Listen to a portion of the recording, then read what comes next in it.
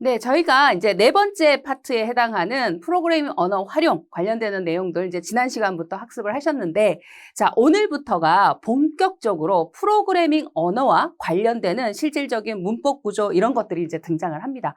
실제로 이제 여러분이 필기 시험을 대비하거나 혹은 실기 시험 때도 현재 이 파트는 굉장히 중요한 부분이기 때문에 중요도를 굉장히 높이셔가지고 집중적으로 이제 학습을 좀 해주셔야 됩니다.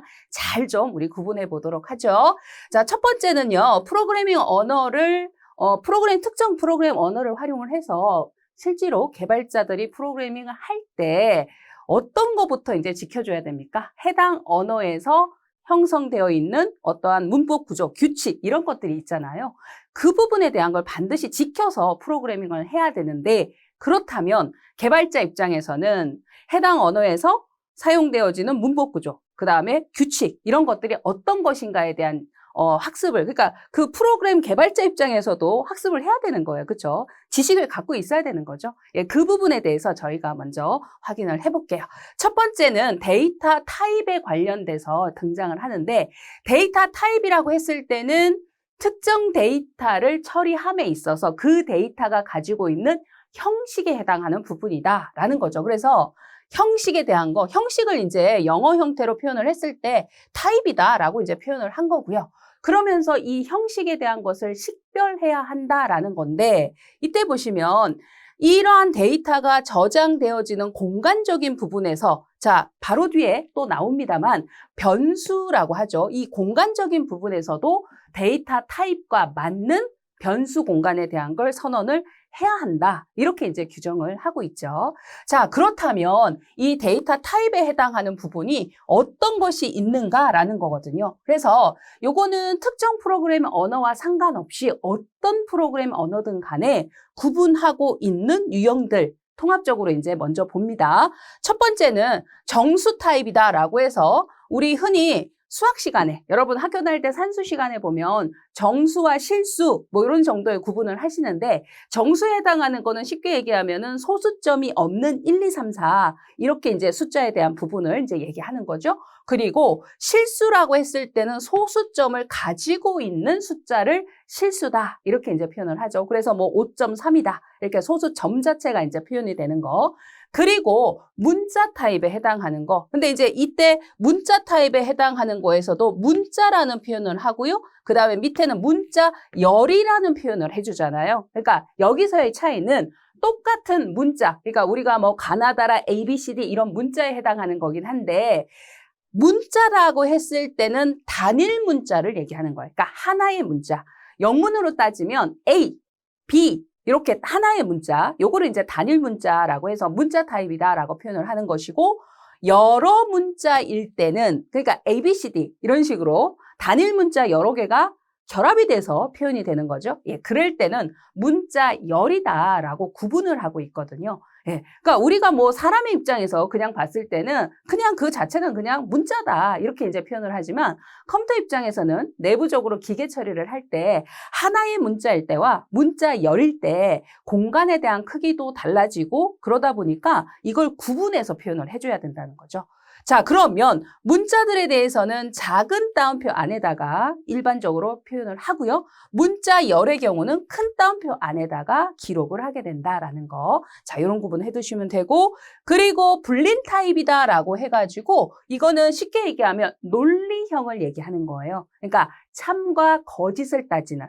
그러니까 어떠한 조건이 있었을 때 이 조건이 맞다, 맞지 않다, 이렇게 충족된다, 되지 않는다. true와 false를 따지는 형태일 때는 불린 타입이다라고 해서 타입 자체를 구분을 하고 있습니다. 자, 요게 이제 대표적으로 구분하는 데이터 타입의 형태이라면, 각각의 프로그래밍 언어마다 이러한 타입들을 정의하기 위해서 타입의 접도라고 얘기하죠. 그러니까 그런 부분에 대한 기록 방법은 거의 비슷하긴 해요, 사실은.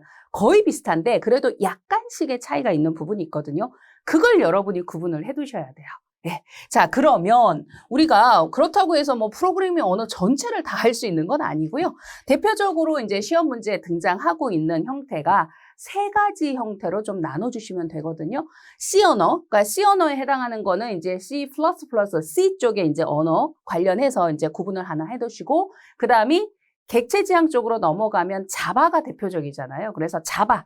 그리고 또 하나 더 추가가 된 것이 예전에는 그것까지는 사실 다루지 않았거든요. 근데 최근에 NCS로 바뀌면서 하나가 더 추가된 것이 파이썬에 관련되는 게 또 등장을 해요.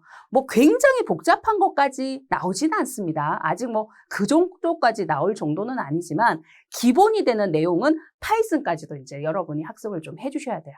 자, 그래서 저희도 하나의 타이틀을 걸어놓고요. 3개 언어를 대상으로 각각의 프로그램 언어에서 어떤 형태로 표현을 하는가 이걸 구분해서 학습을 할 거거든요. 여러분도 그걸 하나하나 구분을 하시고 그리고 서로 비교하면서 그렇게 학습을 해두셔야 됩니다. 자, 그러면 데이터 타입에 있어서 타입의 접두어를 C 혹은 C++ 언어 쪽에서는 어떻게 구분하는가라고 했을 때 첫 번째로 문자형에 대한 것은 캐릭터에서 CHAR, 접두어를 CHAR 이라고 기록을 합니다. 그러니까 이런 부분이 거의 변함이 없이 비슷한데 다른 부분을 잘 집어서 기억을 해주시면 돼요. 자, 그리고 논리형일 때는 불린형이다라고 얘기하잖아요. 근데 여기에서는 BOOL까지 기록을 합니다. BOOL까지 불린형, 논리형입니다.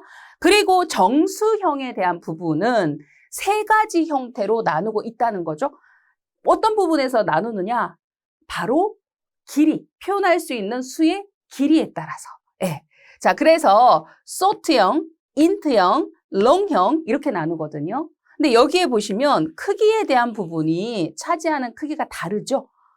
당연히 2바이트, 4바이트, 4바이트가 있다라고 한다면 2바이트보다 4바이트가 훨씬 더 길이가 길어지겠다라는 게 느껴지시죠? 맞습니다. 네, 그래서 숫자를 표현을 하는 부분에 있어서도 훨씬 더 긴 길이의 숫자를 표현하고 싶다라고 했을 때는 int보다는, 그러니까 short int보다는 int 그리고 long 이쪽으로 정의를 해서 써야 된다라는 이제 얘기인 거죠. 그래서 이제 이 길이에 해당하는 부분의 차이, 요것도 이제 여러분이 확인을 해주시고, 자, 그리고요, 정수형 중에서도 부호가 없는 정수형. 부호가 없다라는 거는 우리가 흔히 얘기해서 양수, 음수, 플러스 마이너스로 표현되는 양수, 음수의 개념 있죠? 바로 그걸 얘기하는데 부호가 없다라는 거는 양수다, 음수다라는 구분을 하지 않겠다.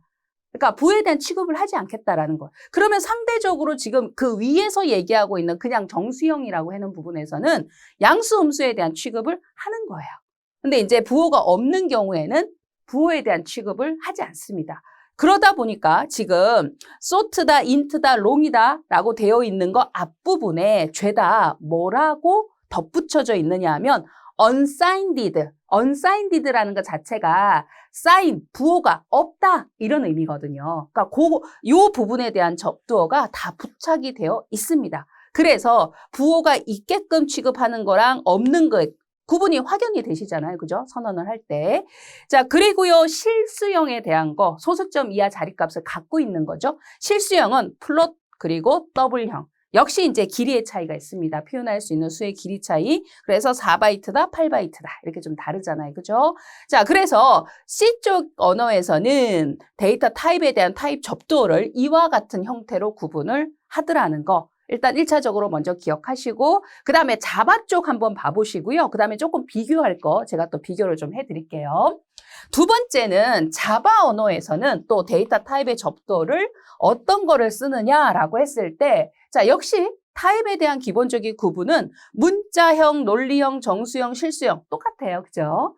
타입의 접두어에 대한 부분도 거의 흡사하게 가는 게 많습니다만 다른 걸 체크를 잘 하시면 돼요. 자, 먼저 문자형일 때 CHAR 쓰는 거 어때요? C 언어하고 동일하죠? 그 다음 논리형일 때 불린. 자, 요 부분에서 차이가 있습니다.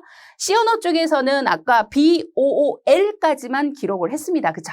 근데 자바에서는 불린이라고 이제 전체 뒤쪽도 다 기록을 해줬죠. 요런 차이를 여러분이 잘 체크하시면 돼요. 자, 그리고요. 정수형에 대한 부분에서 차이가 있는 부분이 바이트라고 표현되어지는 게 있다라는 거죠.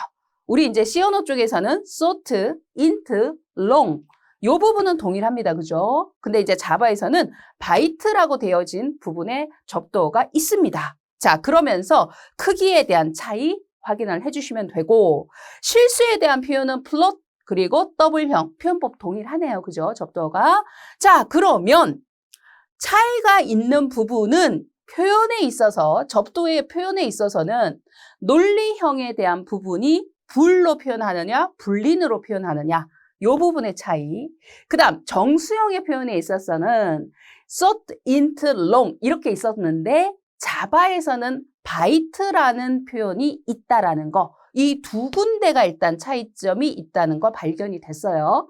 기억하시고, 자, 그 다음 또 중요한 부분이 있어요. 어떤 부분이 있냐면 바로 크기에 대한 부분이에요. 할당하는 기본 크기거든요. 그러니까 C 언어 쪽에서 할당해주는 기본적인 크기하고 자바 쪽에서 할당해주는 크기가 달라요. 기본 크기가. 동일한 건 물론 있죠. 근데 다른 부분이 있다는 거죠. 그걸 체크하시면 돼요. 자, 봅시다. 먼저 첫 번째는 문자형 부분에서 자바는 기본 크기가 2바이트로 되어 있잖아요. 그죠? 자, 근데 C 언어 다시 한번 볼까요? 자, C 언어 쪽에서는 1바이트예요. 다르죠? 이거 기억하시면 돼요. 표현법은 똑같았단 말이에요. CHAR. 그런데, 제공되는 기본 크기가 다르구나. 얘는 1바이트. 근데 자바에서는 2바이트구나. 이게 다르죠. 예, 체크하시고. 그 다음에, 동일한 건 제가 크게 체크 안 하겠습니다. 그러나 여러분이 기억하셔야 돼요. 자, 논리형은 1바이트 갔어요.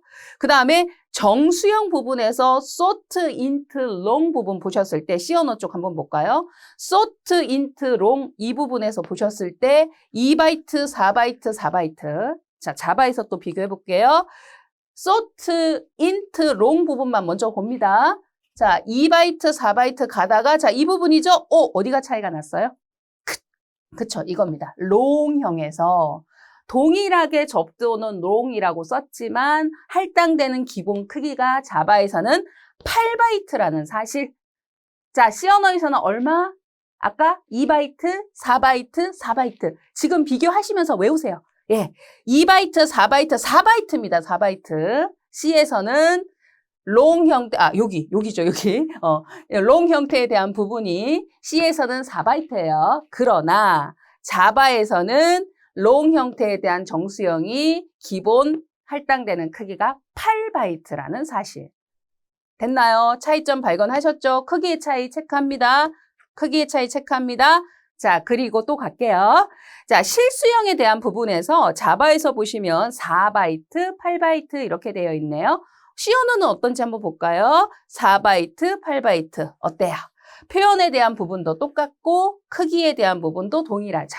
네. 그러면 이거는 이제 똑같은 것으로 해가지고 기억을 해주시면 되겠네요. 그쵸?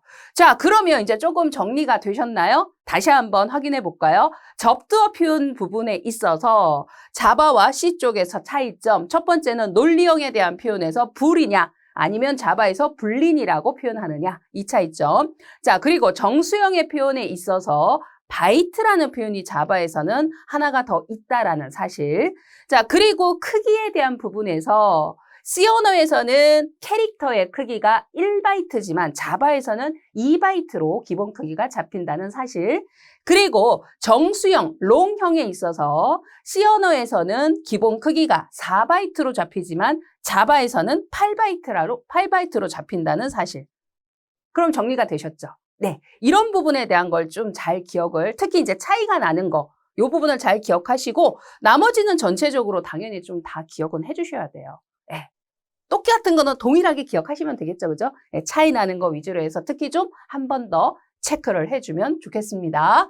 자, 그 다음에 C 언어, 자바 언어 됐고 그 다음에 하나가 더 추가된 게 제가 파이썬이 하나가 더 추가가 됐다 말씀을 드렸잖아요. 예, 그래서 파이썬 언어의 데이터 타입 부분도 확인을 일단 한번 해보실 건데 사실 이 파이썬 언어에서는요, 데이터 타입에 대한 것을 변수에 대한 선언을 하면서 지정을 하지 않고 별도로 필요 시점에 사용을 합니다. 어쨌거나 그래도 데이터 타입에 대한 구분은 하셔야 되니까 확인 한번 해볼게요. 자, 첫 번째는 문자형에 대한 부분인데 여기에서는 우리 앞서서는 CHAR 기본으로 사용했잖아요. 그러니까 스트링 쪽에서 따온 것 같죠? STR 사용을 하고 있습니다. 자, 그리고 인트형에 대한 거는 동일하죠. 자, 여기 논리형이 아니라 우리 교재에 정수형으로 잘 되어 있죠? 예, 정수형 교환만 지금 이렇게 되어 있는데 수정할게요. 예, 정수형입니다. 정수형에 대한 부분은 int 동일하게 이제 제시하고요. 실수형에 대한 부분에서 플롯은 동일합니다만 컴플렉스에 대한 부분은 이제 좀 다르게 표현이 되는 부분이네요. 역시 이제 길이 차이가 있는 실수형의 형태다라고 이제 보시면 됩니다. 자, 이때 보시면 문자형과 정수형에 대한 부분은 크기에 대한 제한 없이 뭐 기본적으로 얼마만큼의 바이트 크기 이런 게 없네요. 그죠? 그리고 실수형의 경우에만 8바이트와 16바이트로 각각 이제 크기가 지정이 된다는 거. 자, 이런 정도로 해서 각 언어마다 데이터 타입의 타입 접두어 기억하시고요. 그리고 크기에 대한 부분이 어떻게 기본 크기가 잡히는가 이거를 일단은 1차적으로 구분을 해주시면 됩니다. 자, 그렇다면 관련해서 어떤 문제들이 이제 나오는지 한번 또 확인을 해볼게요. 간단하게 나왔습니다. 크게 복잡하진 않아요. 타입에 대한 구분을 먼저 물어보죠. C 언어에서 정수 자료형에 대한 것으로 옳은 게 뭐냐라고 물었네요. 지금 보시는 것처럼 플롯하고 더블 같은 경우는 실수형에 해당하고요. 그 다음에 캐릭터는 문자형에 해당하는 거 이렇게 되니까 정답은 int 이렇게 확인을 해볼 수 있죠. 어렵지 않으시죠? 그죠?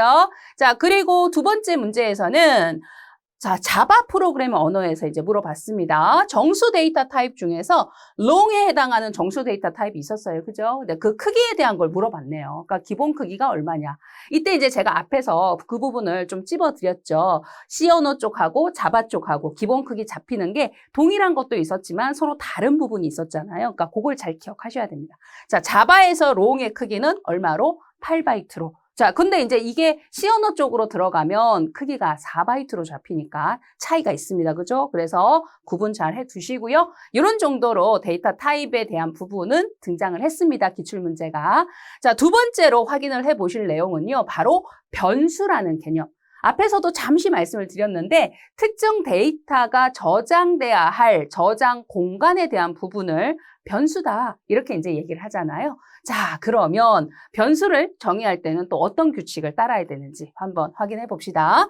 자, 보시면 명령 처리에 필요한 데이터를 저장하는 메모리 공간을 변수라고 얘기를 한다. 그러면서 저장되어 있는 값은 언제든지 변할 수 있다. 그래서 변수예요, 사실은.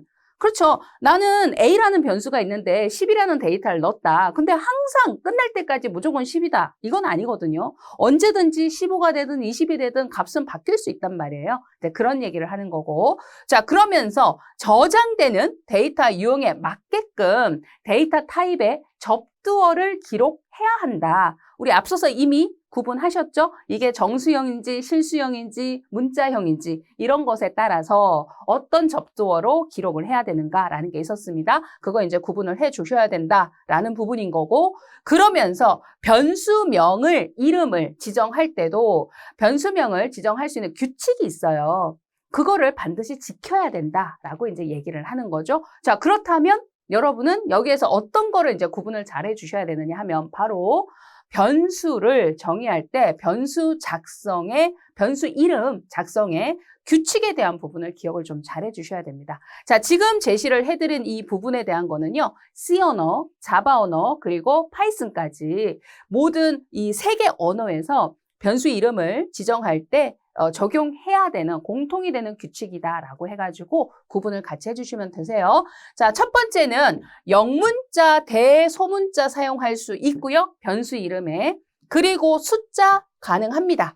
그리고 우리 언더바 있죠. 언더바. 빼기 표시 말고 밑줄, 언더바에 해당하는 거 요것도 포함을 시킬 수 있습니다. 자, 그러면서 변수 이름의 첫 글자 부분은 반드시 영문자이거나 혹은 언더바로 시작하는 것까지는 가능하다라는 얘기죠. 그러니까 결국은 숫자도 기록을 할 수 있긴 하지만 첫 글자로 쓰지는 못한다. 이 말인 거죠. 그렇죠? 자, 그리고 대소문자에 대한 구분을 합니다. 대소문자 구분을 합니다. 대문자로 내가 A라고 썼으면 항상 이 얘를 가리킬 때는 대문자로 A라고 써야지 소문자로 A 쓰는 거는 다른 거라는 거죠. 예, 그래서 대소문자 구분해야 된다는 거. 그리고 글자 수의 제한은 없습니다. 공백이나 특수문자는 사용할 수 없다. 그러니까 공백을 중간에 건너뛰고 여기에다 건너뛰고 쓸 때는 보통 그래서 언더바 같은 거를 보통은 많이 쓰죠. 그러니까 임의로 공백을 넣거나 아니면 특정 임의의 특정 문자를 뭐 특수문자 막 이런 걸 집어넣거나 그런 거는 안 된다라는 거고요. 거기다가 시스템이 알고 있는 이미 용도가 정해진 예약어라고 얘기를 하죠. 이런 것은 사용할 수 없다라는 거. 자, 그렇게 해서 기본적으로 어떤 규칙을 지켜야 되는가 반드시 역시 기억을 해주시고, 자, 이때 보시면 요 기본 공통 규칙은 동일한데 자바 언어에서는요, 우리 흔히 얘기하는 통화기호에서 달러 표시 있잖아요. 이 문자에 해당하는 것도 자바에서는 사용할 수 있고 첫 글자로 사용할 수도 있다라는 부분. 요거는 이제 다른 언어에서는 안 되지만 자바에서는 가능하다라는 거 한 가지 더 추가를 했습니다.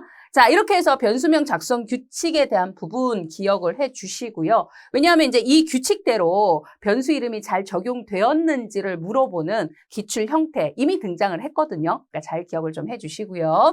자, 그리고 변수에 대한 부분을 선언을 할 때 어떤 거를 지정해 줄 수 있느냐 하면 기억 클래스라고 해가지고 기억 영역을 결정하는 기억 클래스라고 해서 변수에 따라서 그 사용 범위에 제한을 두는, 그래서 기억 클래스에 대한 게 정의가 되면 정의된 변수는 그 사용의 범위에 대한 게 일정 어느 법인까지 사용할 수 있다는 게 제한된다라는 거죠. 그래서 이제 기억 클래스라는 걸 지정을 하게 되는데 C 언어 쪽에서는요, 지역적인 것과 전역적인 것으로 구분을 합니다.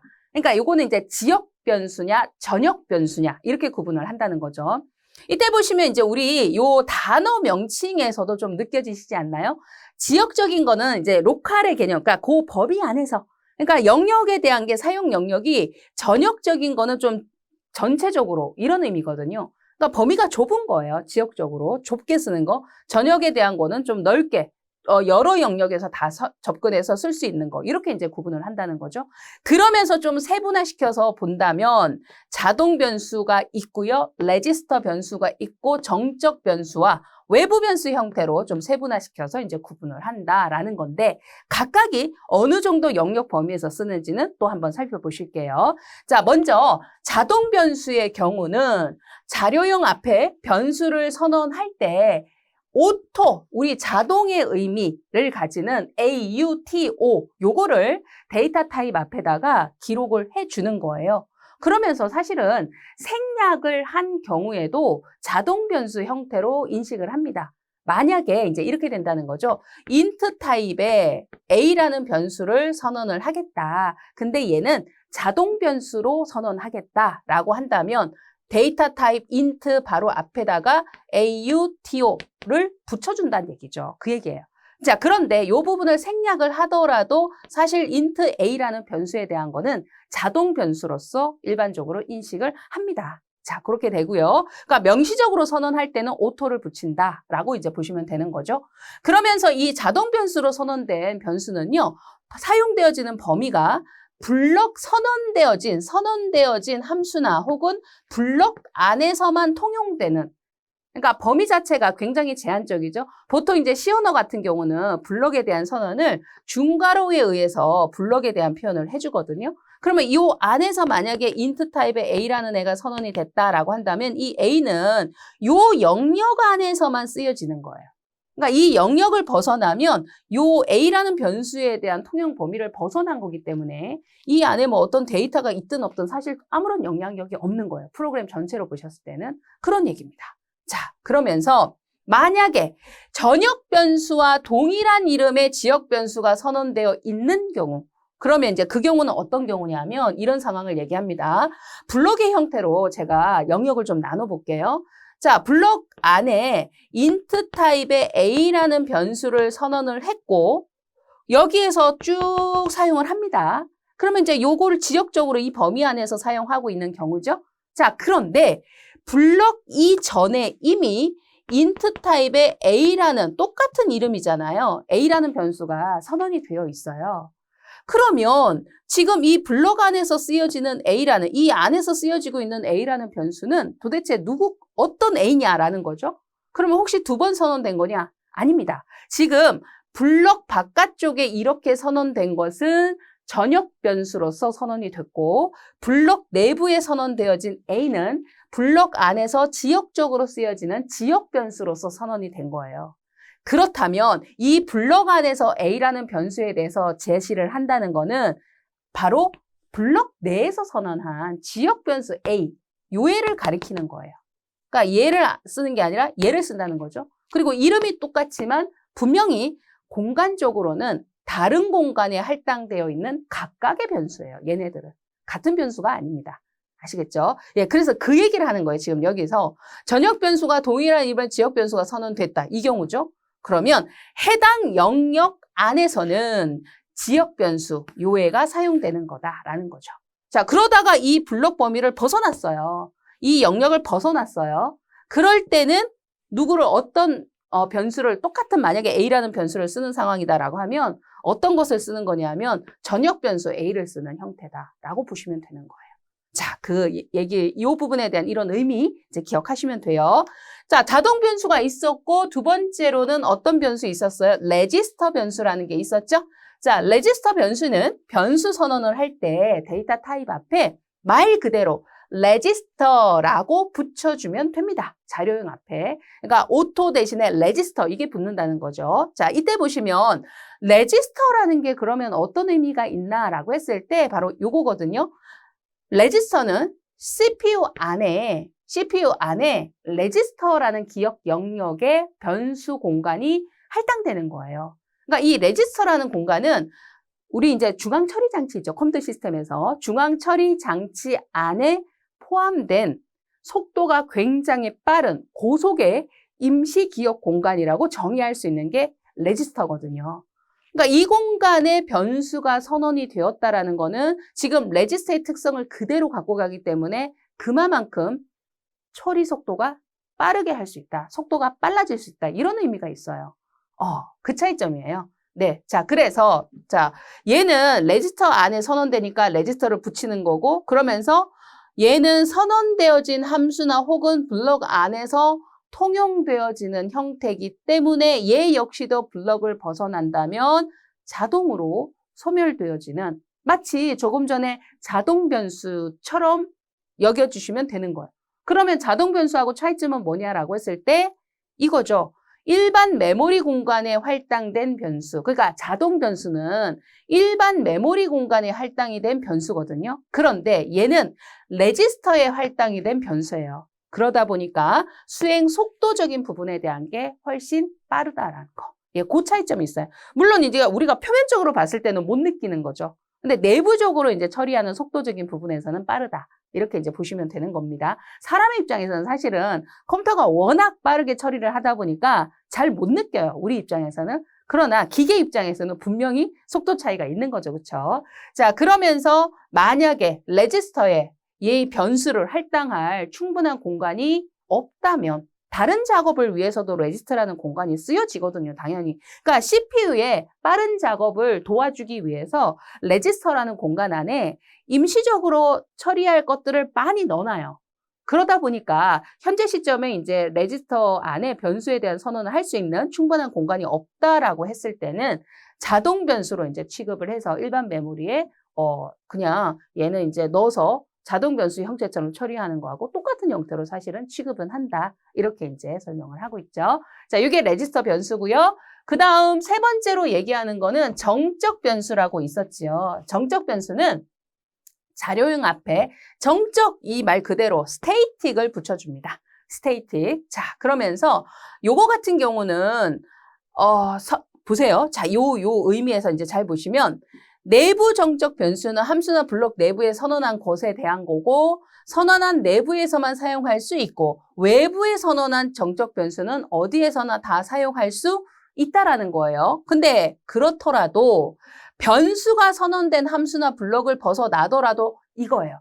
값에 대한 부분이 소멸되지 않고 유지된다는 사실. 이게 이제 어떤 부분에 대한 차이냐면 자, 제가 아까 앞에서 정적 변수하고 자동 변수 설명해드렸던 거하고 비교를 조금 해드려보면 똑같이 자 얘는 그냥 자동 변수는 오토를 생략할 수 있잖아요. 그죠? 예. 그렇게 해서 int 타입의 a라는 바깥쪽에 선언한 전역 변수 형태로 선언한 게 있고 그 다음에 특정 블록 안에서 선언을 한 게 있어요. 자, 그럼 여기서 쭉 쓰여집니다. 자, 이 경우. 그 다음 또 하나는 비교를 해드릴게. 지금 여기에서 스테이틱 얘기했잖아요. 그죠? 그래서 변수 타입 앞에 스테이틱을 붙여요. 요걸 붙여서 int 타입의 a라는 정적 변수를 지역적인 게 아니라 전역적, 특정 블럭이 아니라 전역적으로. 그러니까 여기에서 외부에 선언한 외부 정적 변수가 되는 거죠. 그 다음에 특정 블록 안에 마찬가지로 스테이틱을 붙여서 정적 변수를 하나를 선언을 했어요. 그리고 쭉 썼어요. 그리고 이제 블럭을 벗어나는 상황. 이제 이거에 대해서 이제 비교를 해드리는 거거든. 그랬을 때 변수가 선언된 함수나 블럭을 벗어나도 값이 소멸되지 않는다라는 게 이 자동 변수하고 정적 변수의 차이점이에요. 자, 여기에서요. 어떤 작업 처리를 하는 동안 A가 최종적으로 가진 값이 10이다라고 가정을 할게요. 그러면 10이라는 값을 가진 상태에서 블럭을 벗어났습니다. 그러면 요 내부에 선언되었던 이 자동 변수 A는 10이라는 값을 그대로 갖고 있는 상태냐라고 했을 때 그렇지 않아요. 결론은. 그거는 이제 어떤 형태냐면 예를 들어 블럭을 벗어났다가 다시금 블럭으로 진입하는 상황이 생겼어요. 뭐 우리가 뭐 반복적으로 수행한다든지 여러 번 기능 수행을 한다든지 그러면 해당 블럭을 얼마든지 여러 번 사용할 수 있거든요. 그죠? 예, 그랬을 때 만약에 다시 진입을 하는 상황이다. 그러면 조금 전에 너 10이라는 값 최종적으로 갖고 있었잖아. 그러면 그 값 가지고 그대로 너 작업해? 안 된다는 거죠. 왜? 벗어나는 순간 소멸. 없어져요. 그러면 새로 진입을 한다는 거는 얘 입장에서는 나는 새로 태어난 거야. 이렇게 되는 거야. 그럼 처음부터 다시 가는 거예요. 좀 전에 갖고 있었던 이런 거 전혀 몰라요, 얘는. 다시 태어나는 거예요. 자, 그런데 스테이틱의 입장에서는 만약에 얘 같은 상황이에요. 마지막에 얘가 10이라는 값을 가지고 있는 상태에서 끝났어요.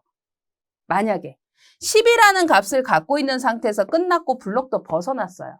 근데 이제 새롭게 진입할 상황이 생겼어요. 이때 차이가 있네요. 얘는 다시 태어나지 않아요. 전체 프로그램이 완전히 종료하기 전까지는 내가 최종적으로 가지고 있었던 이 값들을 계속 유지를 하고 있습니다. 그러니까 블럭을 벗어나는 거 상관없이.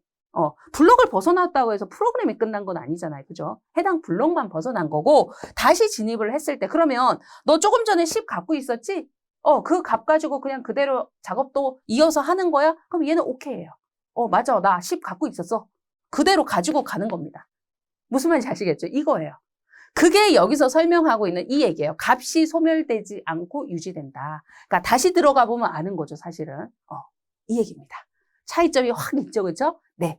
자, 그러면서 변수 초기화를 해주는 거는 선언을 하는 시점에 한 번만 수행되는 거다. 즉, static int a 하고 선언을 할 때 값에 대한 기본 초기값 줄 수 있거든요. 그러면 자, 여기서 초기화를 더 해주는 상황으로 같이 연결을 해보실게요. 만약에 0이라고 초기값을 줬어요. 그 다음에 여기도 0이라고 초기값을 줬어요. 그러면 자동 변수의 경우는 블럭을 벗어났다가 새로 들어올 때마다 int는 a 선언되면서 0의 초기값 갖는 것부터 새로 시작한다 그랬어요. 그러니까 이제 기존 값이 없어지는 거예요. 자, 그런데 static에 해당하는 정적 변수는 제일 처음에 한번 선언이 되면서 초기값에 대한 걸 0으로 지정을 해줬던 이 상황이 제일 처음 말 그대로 제일 처음 한번 수행하는 그 시점에만 인식되고 처리되고 초기화되면서 그 다음서부터는 다시 들어왔으니까 이거 다시 할 거야? 없다는 거예요. 그 얘기입니다. 예, 그래서 선언되는 시점에 한 번만 수행이 되어지는 부분이다라는 거고, 그래서 이제 값을 계속 유지를 하는 거예요. 특성 자체가. 거기다가 만약에 별도의 초기값을 설정을 하지 않았어요. 0이다. 이런 식으로 이제 지정을 하지 않았다라고 하더라도 스테이틱의 경우는 0으로 초기화가 된다는 거죠. 그러면 자동 변수는 0으로 초기화가 안 되나요? 맞습니다. 이거는 0이라고 지정해주면 정확하게 0으로 초기화가 되는데 만약에 0이라고 지정을 해준 초기값이 없어요. 그러면 여기는 어떤 값이 임의의 값이 들어가 있을지 모르는 거예요. 예측할 수 없는 거예요. 차이가 있죠. 근데 얘는 0이라고 초기값을 안 주더라도 스테이틱의 경우는 0이라고 주면 줘도 돼요. 명시적으로. 근데 0이라고 초기값 만약에 안 줬어요. 그렇더라도 그냥 0이라고 초기화가 되는 거예요. 됐죠? 그러니까 차이가 확 납니다. 이런 부분에 대한 거를 이제 구분을 하실 수 있으시면 되세요. 자, 이게 이제 정적 변수에 대한 특징이었고요. 그 다음에 네 번째로 얘기하는 게 어떤 변수 있었어요? 외부 변수라는 게 있었죠. 얘는 데이터 타입 앞에 extern이라고 붙여주시면 되고요. 그러면서 함수, 이름에서 느껴지는 그대로 함수 외부에 선언을 하는 거죠. 그러면서 값을 얘 경우도 계속적으로 유지를 하는 거고요. 다른 파일에 선언된 변수나 함수를 참조할 수 있어요. 심지어는 동일한 파일이 아니더라도 다른 파일에 선언된 거, 이런 부분에 대한 참조도 다 되니까 범위가 굉장히 좀 참조 범위가 넓혀진 거죠. 그렇죠? 자, 거기다가 이것 역시도 스테이틱처럼 별도의 초기값을 지정하지 않았을 때 0으로 알아서 초기화가 된다라는 거. 자, 이런 특징까지 이제 구분을 하시면 됩니다. 네, 그래서 이런 부분에 대한 거는 뭐 당연히 어떤 식으로 나오겠어요? 각 변수의 기억 클래스에 대한 거를 얘기를 하면서 옳으냐 옳지 않으냐 이런 정도로 이제 구분을 할 수 있으면 되겠고 그런 정도로 이제 시험 문제에 등장할 수 있겠죠. 자, 되셨고요. 그 다음에 자바 언어에서 이제 변수 선언을 해주는 부분에서 또 어떤 부분에 대해서 이제 얘기를 해줄 수 있냐면 여기에서도 사용 영역에 대한, 지금 우리가 기억 클래스에 대한 얘기를 했잖아요. 근데 자바에서도 영역 제한을 두는, 사용 영역에 대한 제한을 두는 부분에 있어서 접근 제한을 하기 위한 키워드가 여기도 있어요. 그걸 기억하시면 되거든요. 자, 그래서 명시적으로 얘기할 때 public, 그 다음에 private, protected 이렇게 해서 세 가지 형태. 그 다음에 또 이거는 명시적으로 제시해도 되고 혹은 생략해도 되는 것 중에 디폴트라는 접근 지정자에 대한 것까지. 근데 이거는 생략이 가능해요, 사실은. 그래서 생략되어 있는 형태다라고 했을 때는 디폴트구나 라고 생각을 하시면 되고 혹은 명시적으로 디폴트라고 써줘도 되고 나머지 세 가지는 무조건 명시적으로 제시를 해줘야 돼요. 예, 그래서 이제 제한 범위를 설정을 해주는 거거든요. 그렇다면 여러분이 이 네 가지를 기준으로 보셨을 때 사용되어질 수 있는 제한 범위가 어디까지냐 이거를 이제 구분하시면 되거든요. 자, 확인을 해보시면 이렇게 됩니다. 먼저 public에 해당하는 거는 클래스가 선언되어진 우리 이제 클래스라는 개념 아시잖아요. 객체 지향에서 객체 클래스 이런 부분에서 이제 구분하셨잖아요. 그러니까 자바 언어에 대한 게 대표적으로 객체 지향을 하는 언어에 대한 부분이니까 여기에서 이제 클래스라든지 객체라든지 이런 얘기들이 이제 나오죠. 그래서 유사한 특징을 가지는 객체들을 모아서 클래스 형태로 이제 선언을 하게 되는데 이때 클래스가 선언된 내 외부 패키지의 모든 클래스에서 접근이 가능하다. 그러니까 여기 보면 내부도 되고 외부도 되고 그 다음에 이 클래스들을 또 패키지 형태로 묶어놓은 게 있어요. 그래서 한 패키지 하나의 어떤 그룹이라고 보시면 되거든요. 여기에 모든 클래스에서 접근하는 게 가능하다. 그러니까 지금 이 퍼블릭 같은 경우는 그러니까 공용의 의미예요. 우리 일반 이제 이 단어 의미에서도 단어 뜻에서도 그런 게 좀 보이잖아요. 퍼블릭 그러면 공용, 그죠? 그러니까 이거는 어디서나 사실상 다 접근이 되는 거구나. 그러니까 열어놨구나. 이렇게 생각하시면 되는 거예요. 자, 그리고 프라이빗에 대한 거는 이 명칭에서도 사실 좀 느껴지시죠? 퍼블릭하고 굉장히 상대적인 느낌이 확 들어오죠. 예, 그래서 이거는 프라이빗에 대한 거는 접근 제한이 어떻게 걸었냐면 해당 클래스의 그러니까 자신의 클래스에 선언이 된 거다 그러면 자신의 클래스에 내부 멤버에 의해서만 접근할 수 있는 그러니까 막아놨죠. 비공개예요, 이거는. 퍼블릭이 상대적으로 공개적인 거라면 프라이빗은 내 거에서만, 내 클래스에서만 이런 의미가 있는 거예요. 예, 비공개적으로 이제 접근 제한을 두는 거죠.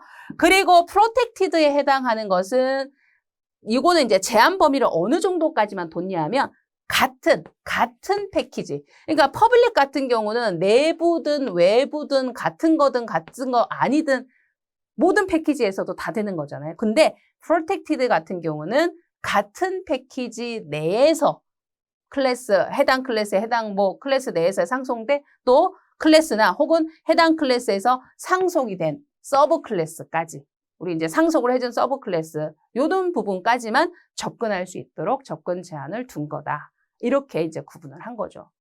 자, 그러면 이게 접근 제한의 범위에서 한번 이 영역에 대한 거를 다시 한번 나눠본다면 이렇게 되는 거죠. 지금 퍼블릭에 해당하는 게 이거는 뭐 다른 패키지, 지금 현재 패키지 다 된다고 하니까 뭐 클래스, 다른 클래스 뭐 다 된다는 얘기잖아요. 요 범위가 사실 전체 공용 범위에서 가장 좀 넓게 제한 범위가 거의 없는 이런 형태로 접근이 된다면 그 다음에 프라이빗하고 프로텍티드에 대한 부분에서 프로텍티드의 경우가 프로텍티드가 그죠? PROT까지 쓸게요. 프로텍티드가 같은 패키지 내에서 혹은 상속된 서브 클래스에서 접근할 수 있는 범위까지. 그러니까 패키지가 내 패키지 이런 정도라면 프라이빗에 해당하는 애가요. 프라이빗에 대한 게 범위가 조금 더 좁죠. 왜냐하면 자신의 해당 클래스의 내부 멤버. 그러니까 자신 것만, 내 거. 그러니까 다른 클래스나 여기서는 그나마 상속된 것 정도 그다음에 이런 범위는 허용을 해줬잖아요. 프로텍티드 쪽은. 근데 프라이빗은 그냥 내 거 딱 정확하게 그 정도까지만이라고 이제 얘기를 하는 거죠. 예, 요런 이제 제한 범위의 차이가 있습니다. 그거를 구분을 좀 해주시면 돼요. 지금 이제 요런 지금 이 접근 제한자에 해당하는 부분은 기존에 이제 기출 유형에서도 뭐 자주는 아니지만 아무튼 등장은 했었어요. 이렇게 좀 구분을 해 두시고요. 자, 그리고 파이썬에서의 또 어떤 규정에 대한 변수 정의를 하는 부분에 있어서 이제 봐보실 때 아까 앞에서도 제가 잠깐 말씀을 드렸지만 그 데이터 타입에 대한 타입의 접두어 이 부분을 이제 기록을 하게 되는데 파이썬 같은 경우는 이제 변수의 자료형에 대한 부분을 지정하지 않고 얘는 이제 정의를 해줄 수 있고 우리 이게 실제로 소스를 보면 좀 더 느낌이 오거든요. 그러면서 이제 데이터 값을 받아들이는 형태로 그대로 넣어줄 수 있어요. 그러면서 이제 타입에 대한 지정을 해야 될 때 그 타입 접두에 대한 걸 활용을 하는데 변수에 대한 부분을 설정할 때 변수 선언할 때 별도로 자료형에 대한 부분을 지정하지 않아도 됩니다. 얘는. 그러면서 여러 개의 변수에 대해서 쉼표로 나열을 하면서 굉장히 좀 C 언어나 자바하고는 많이 다르죠. 이런 부분에 대한 거는. 변수에 대한 거를 여러 개를 쉼표 형태로 구분을 한다는 거죠. 이렇게 쉼표를 찍어서 쭉 구분을 해놓고 그래놓고 값을 어쩌고저쩌고 이렇게 넣어줄 수 있는 거예요. 그러니까 굉장히 많이 좀 다릅니다. 그죠?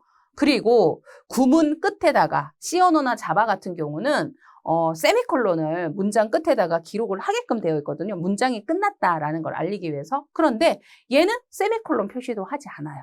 예, 이런 부분의 차이가 있습니다.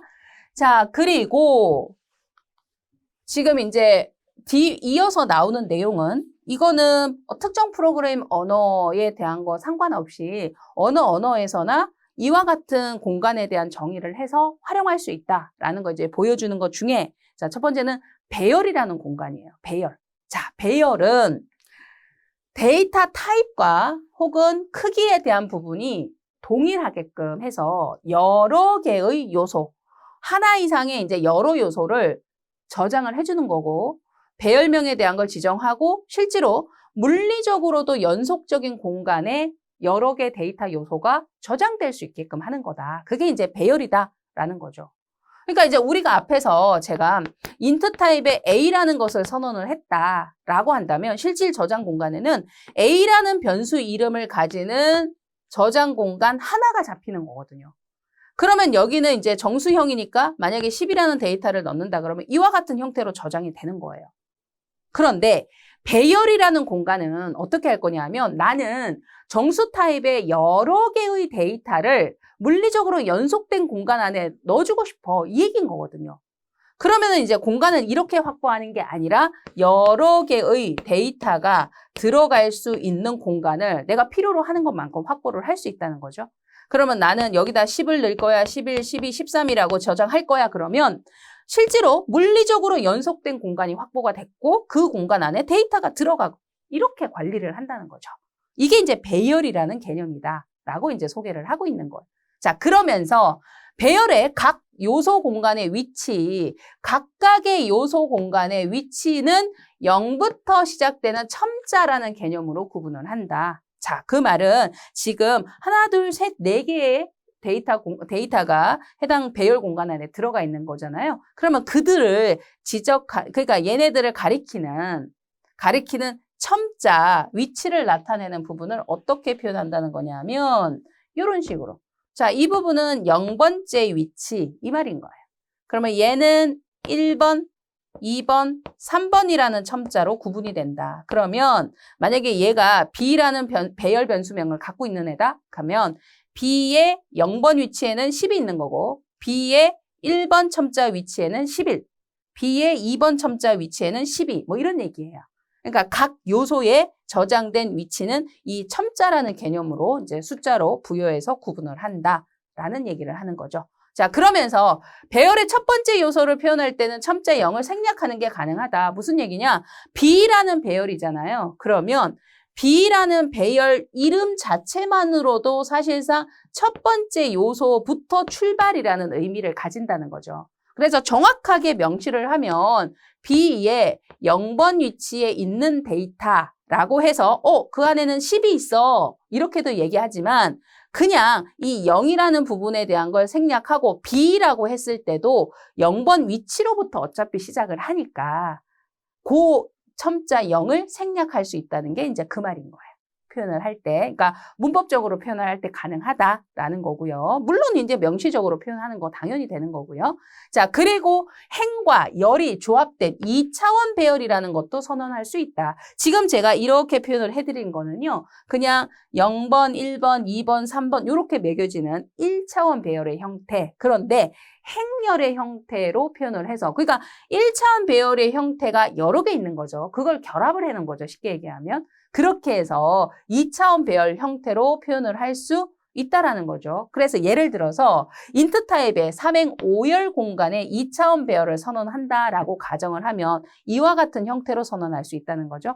그래서 int ARR이라고 해서 배열명을 지정을 했고 3행 5열이라고 얘기했잖아요. 그러면 대괄호 안에 그러니까 행의 개수를 먼저 기록을 하고요. 그 다음에 대괄호 안에 계속 이어서 열의 개수를 먼저 기록을 하면 됩니다. 그러면 이렇게 이제 선언을 하시게 되면 행이 3개, 열이 5개인 2차원 배열을 선언했다가 되는 거죠. 예, 그렇게 이제 활용을 할 수 있고, 물론 사실 이제 이게 내부적으로 우리가 사실 이거를 사람이 이해하는 정도로 도식화를 했을 때는 2차원이니까 표 형태거든요. 행과 열이 있는. 근데 내부적으로 확보되는 공간에 대한 거는 우리가 표를 그려 놓은 것처럼 이렇게 행이 3개 있고 열이 5개가 있는 거야. 이렇게 우리가 사람이 생각하는 형태로 딱 공간이 잡히진 않아요. 사실은. 그렇게 잡힌 건 아니고 이렇게 연속적인 공간이 실제로는 잡힙니다. 그러나 얘가 이제 그거를 끊어서 구분하는 거죠. 여기까지가 첫 번째 행, 그 다음에 이어지는 건 두 번째 행, 그 다음은 세 번째 행 이렇게 이제 구분을 하죠. 구분을 하는데 실제로는 이제 우리 생각으로는 요렇게 이제 행열이 잡혀 있는 표의 형태로 그렇게 이제 인지를 하는 거고 실제로는 이제 무조건 연속적인 공간을 확보해서 내부적으로는 저장해서 관리하는 거고. 이렇게 됩니다. 네, 그렇게 해서 여튼 간에 이제 2차원 배열 형태도 선언해서 사용할 수 있다는 거 이제 얘기를 하고 있고. 자, 그래서 지금 언어에 대한 부분에서 역시 이제 또 C언어, 그 다음에 C언어 계열 여기에서 만약에 이제 배열을 선언을 하는 상황에서 값을 지정을 하는 거, 초기값을 지정하는 거와 연관해서 이제 제시를 하고 있거든요. 자, 보시면 먼저 C언어에서 초기값이 없는 경우, 그러니까 특별하게 값을 주지 않고 그냥 선언한 거예요. 자, 그럴 때는 자료형을 기록을 해주시고 그 다음에 배열의 이름 지정해주고 대괄호 안에 요소의 개수가 몇 개냐, 연속적으로 몇 개 공간이 확보가 돼야 되느냐 그 얘기거든요. 그러면 이제 예를 들어 int 타입의 ARR이라는 배열을 5개의 공간을 확보하도록 하겠다. 그러면 지금과 같이 이렇게 잡힌다는 거죠. 자, 그러면서 초기화가 되어 있지 않잖아요. 그러니까 뭐 값을 처음에 뭘 줄 거야 이런 게 없잖아요. 그러니까 이 안에는 사실은 뭔가 임의의 값이 뭔가 들어가 있어요. 우리가 흔히 얘기해서 그럴 때는 값이지 쓰레기 값이라고 얘기하는데 뭐 작업 처리랑 전혀 상관없는 아무 값이나 일단은 들어가 있어요. 그러다가 정확하게 새로운 무언가의 값이 들어오면 당연히 기존에 들어있었던 임의의 값들은 없어지니까 그렇죠? 그냥 선언해놓고 이제 출발하는 거 이럴 때는 자 이거고 초기값이 있는 경우도 있죠. 처음부터 어떤 값을 지정해주면서 선언할 거야. 그럴 때는 차이점은 요것만 있는 거예요. 초기값에 대한 것을 중괄호 안에 명시를 해주면 돼요. 그래서 보시는 것처럼 5개 공간을 확보한 것까지는 똑같잖아요. 근데 이제 여기다가 이제 지금 오른쪽에 중괄호 안에 나열을 해놓은 이 값에 대한 걸 갖다 기호에 대한 부분이 있으니까 오른쪽에 있는 값을 왼쪽 배열 변수 공간 안에 저장하겠다. 이렇게 이제 해석이 되는 거거든요. 그러면 이제 오른쪽에 있는 값이 이제 쭉 저장이 되는 이런 형태로 이제 들어가는 상황인데, 이때 보시면 5개 공간을 잡았는데 10, 20, 30 3개만 제시가 됐죠? 그렇게 되면 어떤 상황이냐? 지금 그림에서 보시는 것처럼 10 앞에서부터 10, 20, 30으로 각 요소가 세팅이 돼요. 근데 2개가 모자라잖아요. 전체는 5개니까. 그러면 지금과 같이 0으로 채워집니다. 그러니까 뭔가 명시된 값이 단 하나도 없는 상태면 임의의 값, 쓰레기 값이 들어간다 그랬잖아요. 그런데 하나 이상이라도 정확하게 어떤 값에 대한 걸 나는 넣어줄 거야 라고 지정을 했다면 혹여나 뒷부분에 모자라는 요소의 값들은 그냥 0으로 채워주더라 라는 얘기죠. 그래서 이제 이거는 초기값 설정과 관련해서 값이 채워진 정도를 이렇게 확인할 수 있습니다. 기억하시고요. 자, 그 다음에 자바에서는 배열에 대한 선언을 할 때 어떤 구문의 형태로 하느냐라는 건데, 여기에서도 이제 초기값이 있는 경우와 없는 경우의 형태로 좀 나누어서 이제 구분을 좀 해주시면 돼요. 초기값이 없는 경우에는 자료형이 들어가고 배열의 이름이 들어가고 그러면서 대괄호에 대한 부분이 역시 들어가잖아요. 그러면서 new라는 연산자가 들어가고 자료형의 요소 개수까지. 네, 그래서 지금 요거는 아까 앞에서 보셨던 것처럼 C 언어에서 보셨던 것처럼 int 타입의 배열 이름이 ARR인 int 타입의 배열을 5개 공간을 확보하면서 선언을 하고 싶었던 거죠. 근데 이제 그거를 자바에서 선언할 때는 지금과 같은 문법 구조로 선언을 해야 된다라는 거 좀 다르죠, 그죠? 앞에서 선언된 거랑 new를 사용하고 있다라는 점, 그리고 데이터 타입과 그 다음에 요소 개수가 들어간다라는 점, 이런 부분에 대한 거를 조금 잘 살펴보시고요. 자, 이때 보시면 얘도 초기값이 있는 경우가 있잖아요. 초기값이 있는 경우는 바로 갖다 기호, 그러니까 대입하는 연산자를 써주시고, 그러니까 얘는 대입한다. 역시 오른쪽에 있는 게 왼쪽으로 대입된다라는 의미죠. 대입 연산자입니다. 초기값을 중괄호 안에다가 마찬가지로 기록을 해주시면 돼요. 해주시면 됩니다. 네, 그런 식으로. 자, 그래서 요게 이제 자바하고 C 언어에서 선언하는 게 조금 형식이 다르잖아요. 그거를 좀 눈여겨봐 주시면 좋겠어요. 구분해 주시고. 자, 요게 배열이었고요. 그 다음에 또 언어마다 또 제공되어지는 것 중에 어떤 부분에 대한 게 있을 수 있느냐 하면 바로 두 번째로는 포인트 변수라는 거 있을 수 있어요. 포인트 변수. 자, 변수는 변수인데 포인트 변수다라고 얘기를 하면 우리가 이제 앞에서 얘기한 변수는 특정 데이터를 저장하는 저장 공간에 대한 부분에서 변수였잖아요. 그죠? 네. 근데 이제 여기에서는 포인트가 저장되는 변수다라고 해서 포인트 변수 이렇게 사실 가주시면 돼요. 그러면 포인트라는 건 뭐지? 포인트라는 거는요. 자료가 기억된 공간에 대한 주소 이걸 포인트라고 해요. 그러니까 사람으로 따지면 내가 거주하고 있는 거주지의 주소 이게 포인트인 거예요. 네. 그래서 A라는 데이터가 있고 그 안에 10이라는 데이터 값이잖아요. 자료를 보관하고 있는 건데 이때 보시면 A라는 변수 공간도 하나의 메모리 공간 특정 장소에 할당된 영역이잖아요. 그러면 예를 들어 이 A라는 애는 번지수로 따졌을 때 1000번지 안에 1000번지로 지정된 곳에 할당이 됐더라. 그러면 이 1000번지라는 것 자체가 바로 주소인 거예요. 아시겠죠? 그거예요. 그러면 이렇게 공간의 주소를 갖도록 하는 변수가 포인트 변수인데 그러면 포인트 변수는 왜 값을 가지고 있지 않고 이런 주소를 갖고 있는 걸까라고 했을 때 이렇게 생각하시면 돼요. 주소를 알고 있으면 우리가 어떤 사람의 주소를 알고 있으면 그 사람의 집 주소를 알고 있으면 집으로 찾아갈 수 있죠. 그러니까 그 사람을 만나기 위해서 집으로 찾아갔어요. 바로 그 얘기예요. 그러니까 이 사람을 만나기 위해서 나는 주소를 알고 있고 주소를 알고 있으니까 찾아갈 수 있는 거예요. 그런데 이 사람은 아는데 나는 주소를 몰라요. 그러면 이 사람을 만나고 싶어도 주소를 모르니까 못 찾아가는 거잖아요. 그 사람을 만나면 만나는 거지 못 찾아가죠. 그렇죠? 나를 찾아오기 전까지는. 그런 얘기예요. 그래서 이 주소에 대한 관리를 함으로써 직접적으로 특정 데이터를 찾아갈 수 있게끔 하는 이런 의미가 있는 거예요. 그래서 포인트 변수가 그럴 때 쓰여지는 거죠. 자, 이때 보시면 포인트 변수의 경우는 동일한 자료형의 주소로 초기화가 된다. 그러니까 만약에 얘가 int 타입에 해당하는 자료형이고 데이터를 갖고 있다라고 하면 얘의 주소인 1000번지를 보관할 포인트 변수 P라는 애를 선언을 한다라고 가정할 때도 똑같은 자료형인 int로 선언을 해야 되고, 이때 보시면 얘는 우리 흔히 이제 요 아스테리크 마크 별표 표시잖아요. 자, 별표 표시에 대한 것을 활용을 하면 해당 주소의 값을 참조할 수 있다라는 거. 자, 얘는 포인트 변수기 때문에 애초에 사실 변수 선언을 할 때도 별표를 달고 나는 일반 데이터가 저장되는 변수가 아니야. 나는 포인트 변수야. 이런 거를 일단 표면화 시켜요. 그러면 이제 딱 봐도 차이가 나죠. 얘 일반 변수 아니네. 얘 포인트 변수네. 이렇게 차이가 나죠. 네.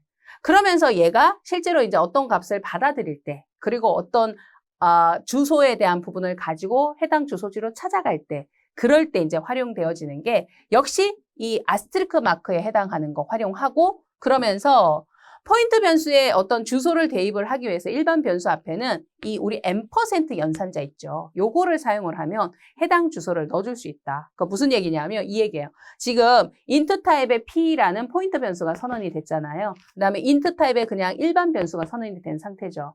자, 얘의 주소가 1000번지라고 가정하고요. 그다음 이 안에는 데이터 값 10을 갖고 있다고 가정을 할게요. 이때 일반 변수 A가 포인트 변수 P한테 내가 너한테 내 주소 줄게, 내 주소 알려줄게, 이렇게 할 때 구문으로 쓸 때는 어떻게 쓰라는 얘기냐면 P한테 내 주소 알려줄게. 그러면 만약에 이렇게 쓰자. 이렇게 쓰면 이 기호 자체의 의미가 아까도 계속 말씀드리지만 대입을 해준다는 의미란 말이에요. 그럼 오른쪽에 있는 값을 왼쪽으로 대입하는 거예요. 이거는 무조건. 우리가 흔히 얘기하는 동일하다, 같다 이렇게 해석하시면 안 돼요. 그건 연산자가 달라요. 우리 이제 바로 뒷부분에서 학습을 하실 건데 연산자가 우리가 보통의 경우는 이걸 같다라고 해석을 하지만 프로그래밍 언어에서는 같다라고 해석하지 않고 대입한다. 뭐를? 오른쪽에 있는 것을 왼쪽 공간으로 대입한다. 이렇게 가셔야 돼요.